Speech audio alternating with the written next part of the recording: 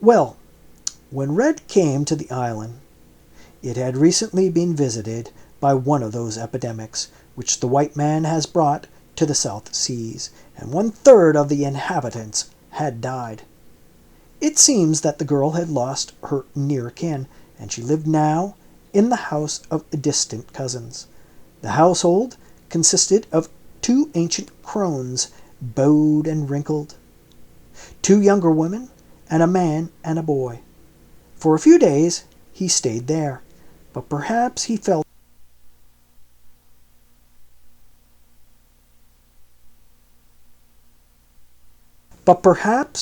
himself too near the shore, with the possibility that he might fall in with white men who would reveal his hiding place. Perhaps the lovers could not bear that the company of others should rob them for an instant of the delight of being together. One morning they set out, the pair of them, with the few things that belonged to the girl, and walked along a grassy path under the coconuts, till they came to the creek, you see. They had to cross the bridge you crossed, and the girl laughed gleefully because he was afraid. She held his hand till they came to the end of the first tree, and then his courage failed him, and he had to go back. He was obliged to take off all his clothes before he could risk it, and she carried them over for him on her head. They settled down in the empty hut that stood there. Whether she had any rights over it, land tenure is a complicated business in the islands, or whether the owner had died during the epidemic, I do not know, but anyhow, no one questioned them, and they took possession. Their furniture consisted of a couple of grass mats on which they slept, a fragment of looking-glass, and a bowl or 2. In this pleasant land, that is enough to start housekeeping on. They say that happy people have no history, and certainly a happy love has none. They did nothing.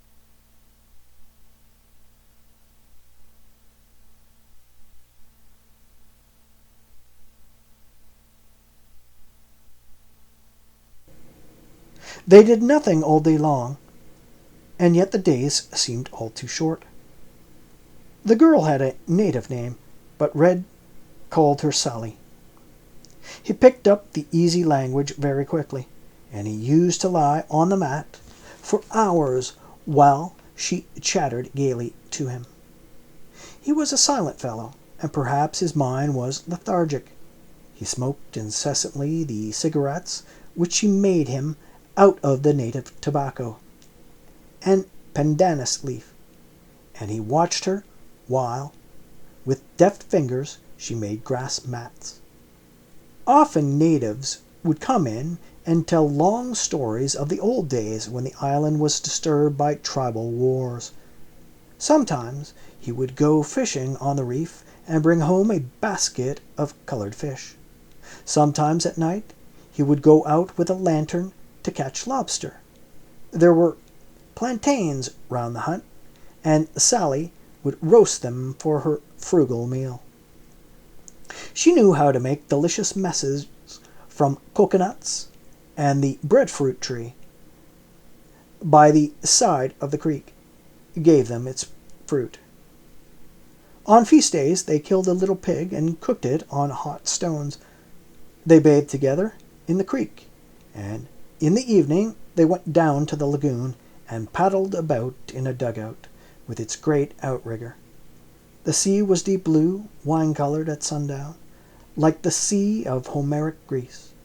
But in the lagoon the color had an infinite variety, aquamarine and amethyst and emerald, and the setting sun turned it for a short moment to liquid gold. Then there was the color of the coral, brown, white, pink, red, purple, and the shapes of it were marvelous. It was like a magic garden, and the hurrying fish were like butterflies. It strangely lacked reality. Among the coral were pools with a floor of white sand, and here, where the water was dazzling clear, it was very good to bathe. Then, cool and happy, they wandered back to the gloaming over the soft grass road to the creek, walking hand in hand, and now the mynah birds filled the coconut trees with their clamor. And then the night, with that great sky shining with gold that seemed to stretch more widely than the skies of Europe, and the soft airs that blew gently through the open hut, the long night again was all too short. She was 16, and he was barely 20. The dawn crept in among the wooden pillars of the hut and looked at those lovely children sleeping in one another's arms. The sun hid behind the great tattered leaves of the plantains so that it might not disturb them, and then, with playful malice, shot a golden ray like the outstretched paw of a Persian cat on their faces. They opened their sleepy eyes, and they smiled to welcome another day.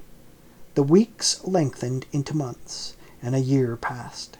They seemed to love one another, as I hesitate to say passionately, for passion has in it always a shade of sadness, a touch of bitterness or anguish, but as wholeheartedly, as simply and naturally as on that first day on which meeting they had recognized that a God was in them. If you had asked them, I have no doubt that they would have thought it impossible to suppose their love could ever cease. Would we not know that the essential element of love is a belief in its own eternity? And yet perhaps in Red there was already a very little seed, unknown to himself and unsuspected by the girl, which would in time have grown to weariness. For one day, one of the natives from the cove told them that some way down the coast at the anchorage was a British whaling ship. "Gee," he said, "I wonder if I can make a trade of some nuts and plantains for a pound of of tobacco." The pandanus cigarettes that Sally made him with untiring hands were strong and pleasant enough to smoke, but they left him unsatisfied, and he yearned on a sudden for real tobacco, hard, rank, and pungent. He had not smoked a pipe for many months. His mouth watered at the thought of it. One would have thought some premonition of harm would have made Sally seek to dissuade him, but love possessed her so completely that it never occurred to her any power on earth could take him from her. They went up into the hills together and gathered a great basket of wild oranges, green but sweet and juicy, and they picked plantains from around the hut, and coconuts from their trees, and breadfruit and mangoes, and they carried them down to the cove. They loaded the unstable canoe with them, and Red and the native boy who had brought them the news of the ship paddled along outside the reef. It was the last time she ever saw him. The next day the boy came back alone. He was all in tears. This is the story he told.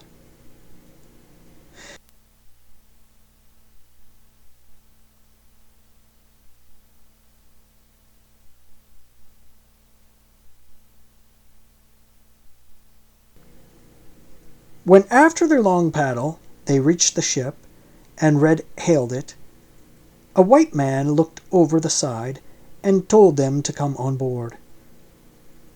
They took the fruit they had brought with them, and Red piled it up on the deck. The white man and he began to talk, and they seemed to come to some agreement. One of them went below and brought up tobacco. Red took some at once and lit a pipe. The boy imitated the zest, with which he blew a great cloud of smoke from his mouth. Then they said something to him, and he went into the cabin.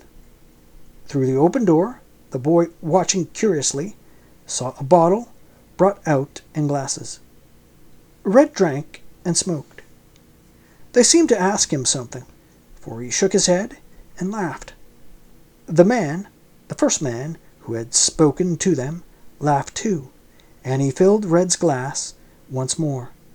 They went on talking and drinking, and presently, growing tired of watching a sight that meant nothing to him, the boy curled himself up on the deck and slept. He was awakened by a kick, and, jumping to his feet, he saw that the ship was slowly sailing out of the lagoon. He caught sight of Red seated at the table, with his head resting heavily on his arms, fast asleep. He made a movement towards him, intending to wake him, but a rough hand seized his arm, and a man with a scowl and words which he did not understand pointed to the side. He shouted to Red, but in a moment he was seized and flung overboard. Helpless, he swam around to his canoe, which was drifting a little way off, and pushed it on to the reef. He climbed in, and, sobbing all the way, paddled back to shore. What had happened was obvious enough. The whaler, by desertion or sickness, was short of hands, and the captain, when Red came aboard, had asked him to sign on. On his refusal, he had made him drunk and kidnapped him. Sally was beside herself with grief. For 3 days she screamed and cried. The natives did what they could to comfort her, but she would not be comforted. She would not eat. And then, exhausted, she sank into a sullen apathy. She spent long days at the cove watching the lagoon in the vain hope that Red somehow or other would manage to escape. She sat on the white sand hour after hour with the tears running down her cheeks, and at night dragged herself wearily back across the creek to the little hut where she had been happy. The people with whom she had lived before Red came to the island and wished her to return to them, but she would not. She was convinced that Red would come back, and she wanted him to find her where he had left her. 4 months later, she was delivered of a stillborn child, and the old woman who had come to help her through her confinement remained with her in the hut. All joy was taken from her life. If her anguish with time became less intolerable, it was replaced by a settled melancholy. You would not have thought that among these people, whose emotions, though so violent, are very transient, a woman could be found capable of so enduring a passion. She never lost the profound conviction that sooner or later Red would come back. She watched for him, and every time someone crossed this slender little bridge of coconut trees, she looked. It might at last be he. Nielsen stopped talking and gave a faint sigh. "And what happened to her in the end?" asked the skipper. Nielsen smiled bitterly. 3 years afterwards, she took up with another white man. The skipper gave a fat, cynical chuckle. "That's generally what happens to them," he said. The Swede shot him a look of hatred. He did not know why that gross, obese man excited in him so violent a repulsion. But his thoughts wandered, and he found his mind filled with memories of the past. He went back 25 years. It was when he first came to the island, weary of Apia, with its heavy drinking, its gambling, and coarse sensuality, a sick man trying to resign himself to the loss of the career which had fired his imagination with ambitious thoughts.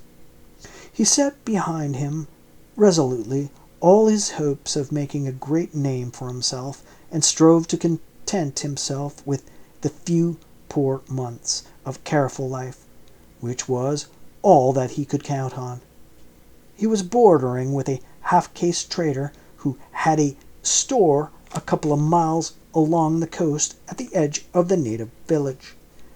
And one day, wandering aimlessly along the grassy paths of the coconut groves, he had come upon the hut in which Sally lived. The beauty of the spot had filled him with a rapture so great that it was almost painful. And then he had seen Sally. She was the loveliest creature he had ever seen, and the sadness in those dark, magnificent eyes of hers affected him strangely. The Kanakas were a handsome race, and beauty was not rare among them, but it was the beauty of shapely animals. It was empty, but those tragic eyes were dark with mystery, and you felt in them the bitter complexity of the groping human soul. The trader told him the story, and it moved him. "Do you think he'll ever come back?" asked Nielsen. "No fear. Why, it'll be a couple of years before the ship is paid off, and by then he'll have forgotten all about her. I bet he was pretty mad when he woke up and found he'd been shanghaied. And I shouldn't wonder, but he wanted to fight somebody. But he'd got to grin and bear it, and I guess in a month he was thinking in the best thing that had ever happened to him, that he got away from the island." But Nielsen could not get the story out of his head. Perhaps because he was sick and weakly, the radiant health of Red appealed to his imagination. Himself an ugly man, insignificant of appearance, he prized very highly comeliness in others. He had never been passionately in love, and certainly he had never been passionately loved. The mutual attraction of those two young things gave him a singular delight. It had the ineffable beauty of the absolute. He went again to the little hut by the creek. He had a gift for languages and an energetic mind, accustomed to work, and he had already given much time to the study of the local tongue. Old habit was strong in him, and he was gathering together material for a paper on the Samoan speech. The old crone, who shared the hut with Sally, invited him to come in and sit down. She gave him kava to drink and cigarettes to smoke. She was glad to have someone to chat with, and while she talked, he looked at Sally. She reminded him of the Psyche in the museum at Naples. Her features had the same clear purity of line, and though she had borne a child, she had still a virginal aspect. It was not till he had seen her 2 or 3 times that he induced her to speak. Then it was only to ask him if he had seen in Apia a man called Red. 2 years had passed since his disappearance, but it was plain that she still thought of him incessantly. It did not take Nielsen long to discover that he was in love with her. It was only by an effort of will, now that he prevented himself from going every day to the creek, and when he was not with Sally, his thoughts were. At first, looking upon himself as a dying man, he asked only to look at her, and occasionally hear her speak of his love, and his love gave him a wonderful happiness. He exulted in its purity. He wanted nothing from her but the opportunity to weave around her graceful person a web of beautiful fancies. But the open air, the equable temperature, the rest, the simple fare, began to have an unexpected effect on his health. His temperature did not soar at night to such alarming heights. He coughed less and began to put on weight. 6 months passed without his having a hemorrhage, and on a sudden he saw the possibility that he might live. He had studied his disease carefully, and the hope dawned upon him that with great care he might arrest its course. It exhilarated him to look forward once more to the future. He made plans. It was evident that any active life was out of the question. But he could live on the islands, and the small income he had, insufficient elsewhere, would be ample to keep him. He could grow coconuts that would give him an occupation, and he would send for his books and a piano. But his quick mind saw that in all this he was merely trying to conceal for himself the desire which obsessed him. He wanted Sally. He loved not only her beauty, but that dim soul which he divined behind her suffering eyes. He would intoxicate her with his passion. In the end, he would make her forget. And in an ecstasy of surrender, he fancied himself giving her to the happiness which he had thought never to know again, but had now so miraculously achieved. He asked her to live with him. She refused. He had expected that and did not let it depress him, for he was sure that sooner or later she would yield. His love was irresistible. He told the old woman of his wishes, and found somewhat to his surprise that she and the neighbors, long aware of them, were strongly urging Sally to accept his offer. After all, every native was glad to keep house for a white man, and Nielsen, according to the standards of the island, was a rich one. The trader with whom he boarded went to her and told her not to be a fool. Such an opportunity would not come again, and after so long, she could not still believe that Red would ever return. The girl's resistance only increased Nielsen's desire, and what had been a very pure love now became an agonizing passion. He was determined that nothing should stand in his way. He gave Sally no peace. At last, worn out by his persistence, and the persuasions, by turns pleading and angry, of everyone around her, she consented.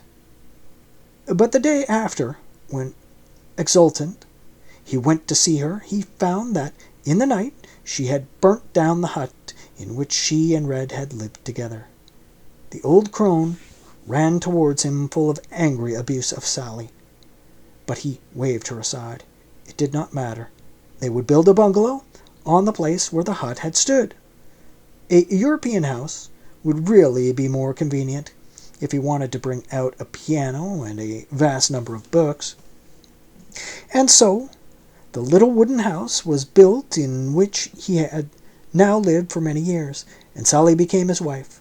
But after the first few weeks of rapture, during which he was satisfied with what she gave him, he had known little happiness. She had yielded to him through weariness, but she had only yielded what she set no store on. The soul which he had dimly glimpsed escaped him. He knew that she cared nothing for him. She still loved Red, and all the time she was waiting for his return. At a sign from him, Nielsen knew that, notwithstanding his love, his tenderness, his sympathy, his generosity, she would leave him without a moment's hesitation. She would never give a thought to his distress. Anguish seized him, and he battered at the impenetrable self of hers, which sullenly resisted him. His love became bitter. He tried to melt her heart with kindness, but it remained as hard as before. She feigned indifference, but she did not notice it. Sometimes he lost his temper and abused her, and then she wept silently.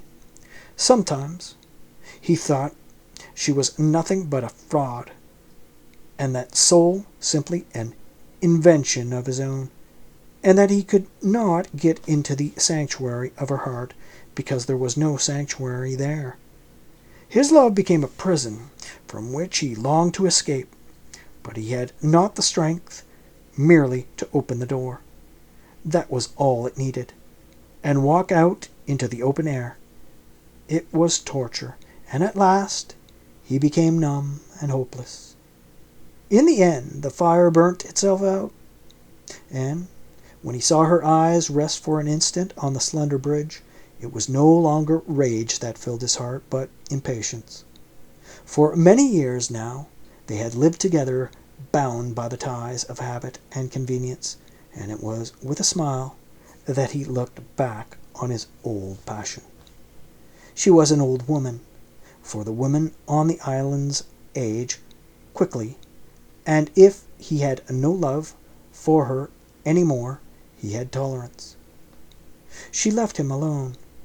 He was contented with his piano and his books. His thoughts led him to a desire for words. When I look back now and reflect on that brief passionate love of Red and Sally, I think that perhaps they should thank the ruthless fate that separated them when their love seemed still to be at its height. They suffered, but they suffered in beauty. They were spared the real tragedy of love. "I don't know exactly as I get you," said the skipper. "The tragedy of love is not death or separation. How long do you think it would have been before one or other of them ceased to care? Oh, it is dreadfully bitter to look at a woman whom you have loved with all your heart and soul, so that you felt you could not bear to let her out of your sight, and realize that you would not mind if you never saw her again. The tragedy of love is indifference." But while he was speaking, a very extraordinary thing happened. Though he had been addressing the skipper, he had not been talking to him. He had been putting his thoughts into words for himself, and with his eyes fixed on the man in front of him, he had not seen him. But now an image presented itself to him, an image not of the man he saw, but of another man. It was as though he were looking into one of those distorting mirrors that made you extraordinarily squat or outrageously elongate. But here exactly the opposite took place, and in the obese, ugly old man he caught the shadowy glimpse of a stripling. He gave him now a quick, searching scrutiny. Why had a haphazard stroll brought him just to this place? A sudden tremor of his heart made him slightly breathless. An absurd suspicion seized him.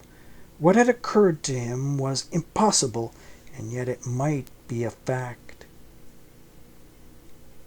"What is your name?" he asked abruptly. The skipper's face puckered, and he gave a cunning chuckle.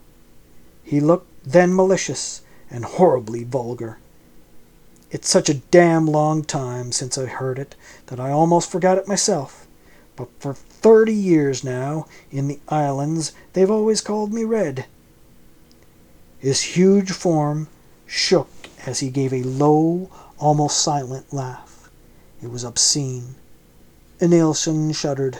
Red was hugely amused, and from his bloodshot eyes tears ran down his cheeks. Nielsen gave a gasp, for at the moment a woman came in. She was a native, a woman of somewhat commanding presence, stout without being corpulent, dark, for the natives grow darker with age, with very grey hair. She wore a black Mother Hubbard, and its thinness showed her heavy breast. The moment had come. She made an observation to Nielsen about some household matter, and he answered. He wondered if his voice sounded as unnatural to her as it did to himself. She gave the man, who was sitting in the chair by the window, an indifferent glance, and went out of the room. The moment had come and gone. Nielsen, for a moment, could not speak. He was strangely shaken. Then he said, "I'd be very glad if you'd stay and have a bit of dinner with me. Potluck." "I don't think I will," said Red. "I must go after this fellow Grey. I'll give him his stuff, and then I'll get away. I want to be back in Appia tomorrow. I'll send a boy along with you to show you the way. That'll be fine." Red heaved himself out of his chair, while the Swede called one of the boys who worked on the plantation. He told him where the skipper wanted to go, and the boy stepped along the bridge. Red prepared to follow him. "Don't fall in," said Nielsen. "Not on your life." Nielsen watched him make his way across. When he had disappeared among the coconuts, he looked still. Then he sank heavily in his chair. Was that the man who had prevented him from being happy? Was that the man whom Sally had loved all these years and for whom she had waited so desperately? It was grotesque. A sudden fury seized him, so that he had an instinct to spring up and smash everything around him. He had been cheated. They had seen each other at last, and had not known it. He began to laugh, mirthlessly, and his laughter grew till it became hysterical. The gods had played him a cruel trick, and he was old now. At last, Sally came in to tell him dinner was ready. He sat down in front of her and tried to eat. He wondered what she would say if he told her now that the fat old man sitting in the chair was the lover whom she remembered still with the passionate abandonment of her youth. Years ago, when he hated her because she made him so unhappy, he would have been glad to tell her. He wanted to hurt her then, as she hurt him, because his hatred was only love. But now he did not care.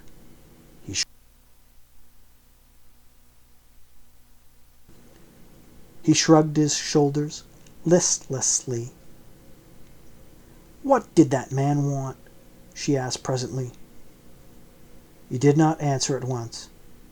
She was old too, a fat old native woman. He wondered why he had ever loved her so madly. He had laid at her feet all the treasures of his soul, and she had cared nothing for them. Waste! What waste! And now, when he looked at her, he felt only contempt. His patience was at last exhausted. He answered her question. "He's the captain of a schooner. He's come from Appia." "Yes? He brought me news from home. My eldest brother is very ill, and I must go back." "Will you be gone long?" He shrugged his shoulders.